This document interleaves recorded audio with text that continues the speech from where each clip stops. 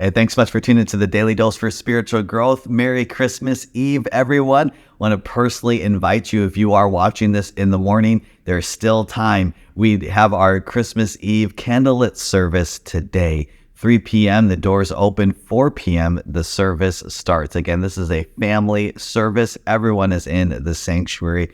We look forward to worshiping together, singing carols, and hearing a message. You're not going to want to miss the testimony that is happening. Also, this is going to be live streamed as well. And so I want to encourage you, if you're not in the area or if you're with family and you're traveling, you can certainly watch the service online live stream 4 p.m. today. Again, Merry Christmas Eve. We are continuing on in the book of Psalms, Psalm 62 today, a similar theme of yesterday. David was praying a prayer of blessing and protection over his life. Listen to this psalm. I'm going to read the first 8 verses in Psalm 62. He says, I wait quietly before the Lord, for my victory comes from him. He alone is my rock and my salvation, my fortress where I will never be shaken. So many enemies against one man, all of them trying to kill me. To them I am just a broken down wall or a tottering fence. They plan to topple me from my high position. They delight in telling lies about me. They praise me to my face, but curse me in their hearts. I'll just pause right there. I mean, that's so relatable, isn't it?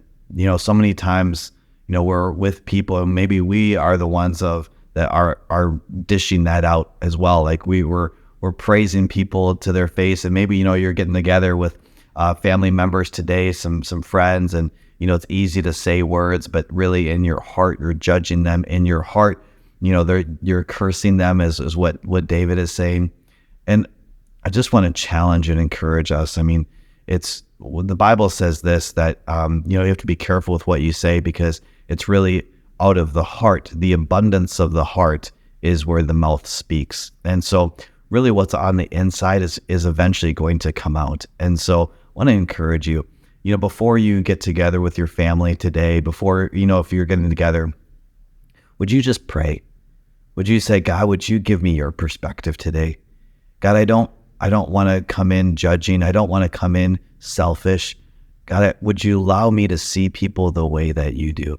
There may be disagreements today. There may be some tension today. I don't know what you're walking into today, but I do know this, that you can have love and compassion. You can display grace today. You can express and display what it looks like to be a God-honoring Christ follower.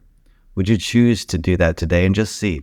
It might be difficult getting along or talking with certain family members, but maybe you flip the script a little bit and you just see what happens by displaying love and kindness and grace today. I want to encourage you to do that. It says, verse 5, let all that I am wait quietly before the Lord, for my hope is in him.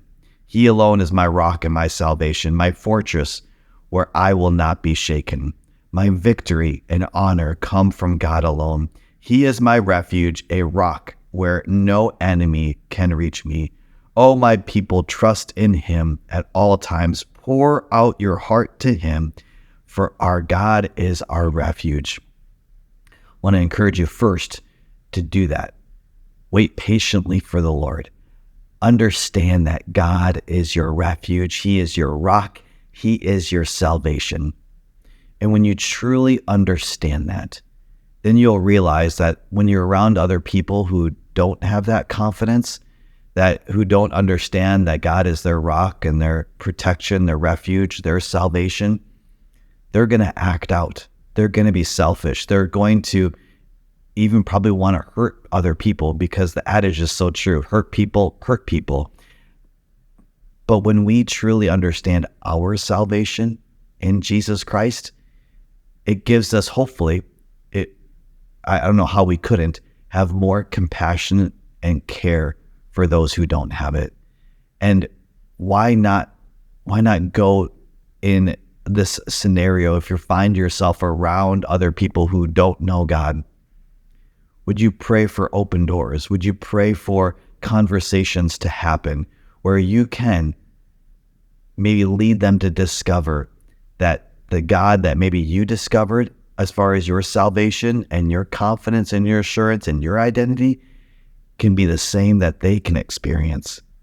And maybe God is wanting to use you today. Would you go to him today and say, God, how would you have me be used by you today? God, I don't want to just go through today. I don't want to just go through and just, okay, I'm going to, it's Christmas Eve. I'm even just coming to church. I'm going to come to church and, it's just another thing that I'm going to check off my checkoff list. No. God, you have a specific plan for me. God, you want to use me today. Would we not rush through today?